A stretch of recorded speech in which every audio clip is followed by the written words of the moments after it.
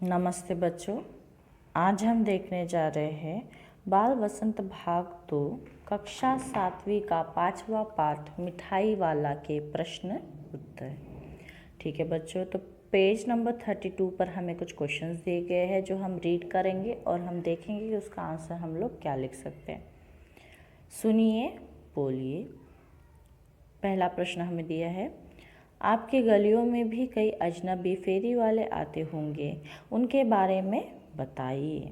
ठीक है बच्चों, तो आपको ये ऑन से लिखना है कि आपके गलियों में भी यानी ऐसे ही खिलौने बेचने वाले, मिठाई बेचने वाले आते होंगे, तो आप उसके बारे में कैसे लिख सकते हैं। ठीक है, तो जैसे एग्जाम्पल के लिए हम लोग थोड़ा लिख सकते हैं। मैं बताती हूँ आपको।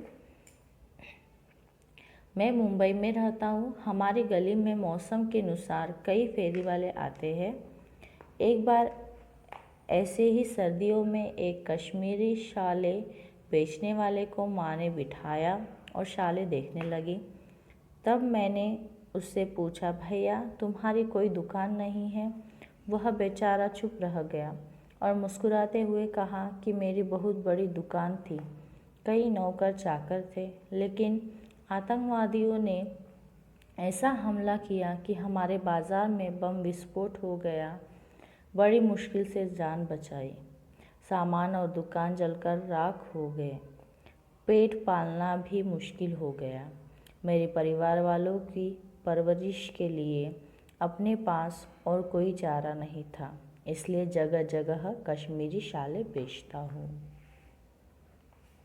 दूसरा प्रश्न हम देखेंगे। हाट, मेले, शादी आदि आयोजनों में कौन सी चीज़ें आपको सबसे ज़्यादा आकर्षित करती है, बताइए। हाट, मेले, शादी आदि आयोजनों में हमें मिठाइयाँ, गोलगप्पे, चाट, पापड़ी, फ्रूट चाट, चिले, छोले भटूरे, सांभर, डोसा, इडली, चाइनीज़ फूड और इनके अलावा विभिन्न खाद्य पदार्थ आकर्षित करते हैं। उनको बनाने सजाने में विभिन्न पाक कला विशेषज्ञों का हाथ होता है। उन चेहरों के बारे में हम यही कह सकते हैं कि हर व्यक्ति अपने कार्य में निपुण होता है। जैसे समोसा बनाने वाला समोसे बनाने में, इडली बनाने वाला इडली बनाने में, आइसक्रीम बनाने वाला आइसक्रीम बनाने में आदि। बच्चों की क्या प्रतिक्रिया होती थी खिलौने वाले को देखकर, मुरली वाले को देखकर, मिठाई वाले को देखकर। ठीक है बच्चों, तो उनकी प्रतिक्रिया में से बच्चों का प्रतिक्रिया मीन्स उनका रिस्पॉन्स कैसा होता था। ठीक है, तो हम लिखेंगे खिलौने वाले को देखकर उसकी और बच्चे खींचे जाते हैं। मुरली वाले को देखकर उसकी और बच्चे मोहित होते हैं। मिठाई वाले को देखकर बच्चों के मुंह में पानी भर आता है। बच्चे इनको खरीदने के लिए ज़िद करते हैं। ठीक है बच्चों, उसके बाद हम आगे बढ़ेंगे। पढ़िए। कहानी के आधार पर वाक्यों को क्रम 1 2 6 मीन्स 1 2 3 4 5 6 ऐसा दो। ठीक है, मिठाई वाले ने पेठी उठाई और कहा, अब इस बार ये पैसे न लूँगा। मिठाई वाला हर्ष, संशय और विस्मय आदि भावों में डूबकर बोला। हाँ, उनकी वृद्धा दादी थी। बच्चों को बहलाने वाला मुरली वाला। 2 मुरलियाँ लेकर विजय बाबू फिर मकान के भीतर पहुंच गए। बच्चों को बहलाने वाला खिलौने वाला। बच्चे खिलौने देकर पुलकित हो उठते। तो मैंने सही क्रम देना है। ठीक है बच्चों, तो सबसे पहला क्रम हम देंगे बच्चों को बहलाने वाला खिलौने वाला, इसको हम पहला क्रम देंगे। उसके बाद दूसरा क्रम हम देंगे बच्चे खिलौने देखकर पुलकित हो उठते थे, इसको हम दूसरा क्रम देंगे। बच्चों को बहलाने वाला मुरली वाला, इसको हम तीसरा क्रम देंगे। 2 मुरलियाँ लेकर विजय बाबू फिर मकान के भीतर पहुंच गए, इसको हम चौथा क्रम देंगे। हाँ, उनकी वृद्धा दादी थी, इसको हम 5वां क्रम देंगे। मिठाई वाला हर्ष, संशय और विस्मय आदि भावों में डूबकर बोला, इसको हम 6वां क्रम देंगे। मिठाई वाले ने पेठी उठाई और कहा, अब इस बार ये पैसे न लूँगा, इसको 7th यानी 7वां क्रम हम देंगे। ठीक है बच्चों, उसके बाद हम लोग पेज नंबर 33 पर देखेंगे।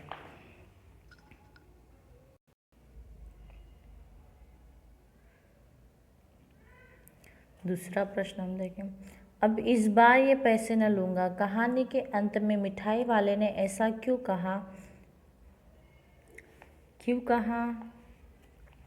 देखेंगे हम। मिठाई वाले का स्वर बहुत सी मधुर और मादक था। ठीक है, वह खिलौने और मुरलियाँ सस्ते दाम में बेचता था, इसलिए रोहिणी को उसके बारे में जानने की इच्छा हुई। तब उसने अपनी कहानी बताई। मिठाई वाले की सुंदर पत्नी थी, 2 बच्चे थे, वह उनको खो गया। अपने बच्चों की खोज में निकला, सबके बच्चों में अपने बच्चों को खोजता था। अपनी कहानी बताते वह भावुक हो गया। तभी चुन्नू और मुन्नी ने आकर मिठाई मांगी। तब मिठाई वाला कहता है कि अब इस बार पैसे न लूँगा। उसके बाद तीसरा प्रश्न हम देखेंगे।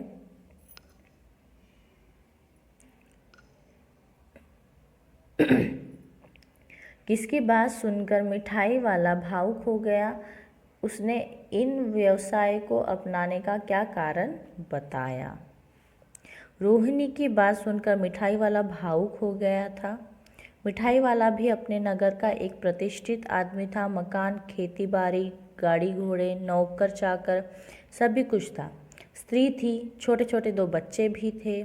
समय की गति, विधाता की लीला अब कोई नहीं है, इसलिए अपने उन बच्चों की खोज में वह निकला। इसी कारण से विभिन्न व्यवसाय को अपनाना उसने बताया। ठीक है बच्चों, उसके बाद हम आगे देखेंगे। लिखिए।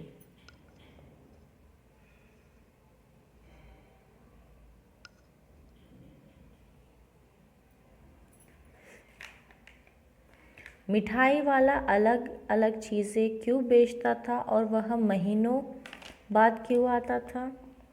मिठाई वाला अलग अलग चीज़ें इसलिए बेचता था क्योंकि यदि एक ही तरह की चीज़ें बेचेगा तो बच्चों में वह खुशी या आनंद न रह पाएगा। यदि वह नई नई चीज़ों को बेचेगा तो बच्चे भी खुश होंगे और उनके आनंद की सीमा न रहेगी। मिठाई वाले को नई चीज़ों की तैयारी में कुछ समय लगता था, इसलिए वह महीनों बाद आता था। दूसरा देखेंगे प्रश्न। मिठाई वाले में वे कौन से गुण थे जिनकी वजह से बच्चे बड़े भी उसकी ओर खींचे चले आते थे? मिठाई वाले की आवाज़ मधुर थी। वह बच्चों से स्नेह भरा व्यवहार करता था।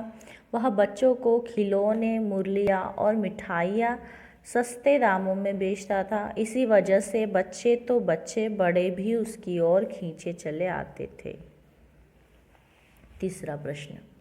रोहिणी को मुरली वाले के स्वर में खिलौने वाले का स्मरण क्यों हो आया? रोहिणी को मुरली वाले के स्वर में खिलौने वाले का स्मरण हो आया क्योंकि वह भी इस तरह गाकर खिलौने बेचा करता था। इस कहानी में रोहिणी चिक के पीछे से बात करती है। क्या आज भी औरतें चिक के पीछे से बात करती है? यदि करती है तो क्यों? आपकी राय में क्या यह सही है? स्वतंत्रता के बाद संविधान में स्त्री पुरुष को समान अधिकार दिए गए हैं। आज शिक्षा के आधुनिकीकरण से भी समाज में बदलाव आया है। आज स्त्री पुरुष से किसी भी क्षेत्र में पीछे नहीं है, लेकिन भारत के कुछ पिछड़े गांव व स्थान ऐसे हैं जहां स्त्री को पर्दे में रहना पड़ता है और वे चिक के पीछे बात करने की मजबूर होती है। हमारी राय में यह पूर्णतया गलत है, क्योंकि स्त्री पुरुष दोनों समाज के आधार है। दोनों को भी समान दर्जा मिलना चाहिए। इन पिछड़े वर्गों में जागृति लाने के लिए सरकार व युवा वर्ग को आगे आना होगा और लोगों की सोच बदलनी होगी, जिससे साक्षर राष्ट्र का निर्माण किया जा सके।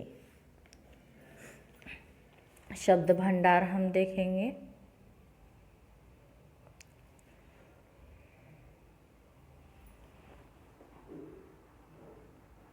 पहला, दुबला पतला गोरा युवक है, बीकानेरी रंगीन साफा बांधता है। युवक शब्द का लिंग बदलकर वाक्य फिर से लिखिए। देखिए बच्चों, यहाँ पर जो युवक है इसका हमें लिंग बदलना है, मीन्स यहाँ पर युवक का क्या आएगा, युवती आएगा। और हम कैसा लिखेंगे फिर, दुबली पतली गोरी युवती है, गोरा का भी हम लिखेंगे गोरी, ठीक है, युवती है, बीकानेरी रंगीन साफा बांधती है, बांधता का हम बांधती करेंगे। उसके बाद दूसरा हम देखेंगे, मुरली वाला एकदम अप्रतिभ हो उठा। रेखांकित शब्द का अर्थ जानकर वाक्य में प्रयोग कीजिए। अप्रतिभ, अप्रतिभ का मतलब होता है चेष्टा रहित हो जाना। इसका वाक्य में प्रयोग हम कर सकते हैं, कल परीक्षा फल जानकर मोहन अप्रतिभ हो गया।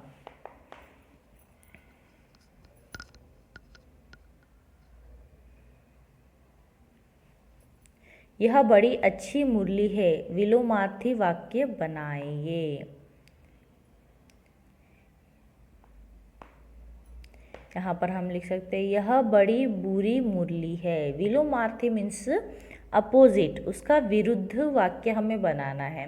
तो उन्होंने दिया है यह बड़ी अच्छी मुरली है, तो इसका विरुद्धार्थक वाक्य हम कैसा लिखेंगे, यह बड़ी बुरी मुरली है। अच्छी का हम लिखेंगे बुरी, ठीक है बच्चों। उसके बाद चौथा हम देखेंगे, फिर वह सौदा भी कैसा सस्ता बेचता है। रेखांकित शब्दों से दो दो वाक्य बनाइए। सस्ता से हमें क्या बनाना है, दो वाक्य बनाना है।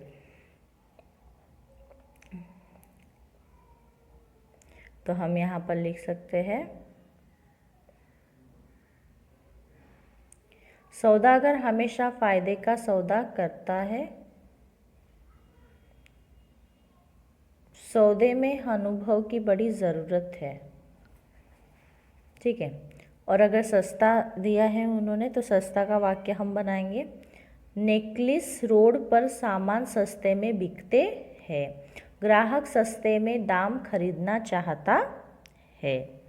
पांचवा हम देखेंगे, उसकी बच्चों के प्रति वे स्नेहसिक्त बातें याद रही। स्नेहसिक्त, रेखांकित शब्द का अर्थ लिखिए और इस शब्द से एक वाक्य बनाइए। फिर से हमें यहाँ पर वाक्य में प्रयोग करना है।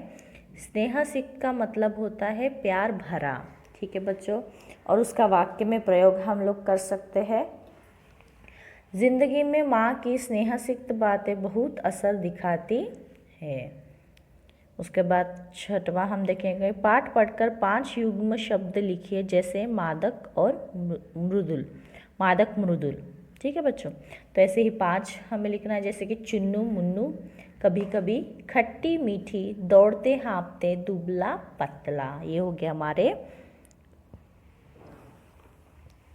शब्द, ठीक है बच्चों।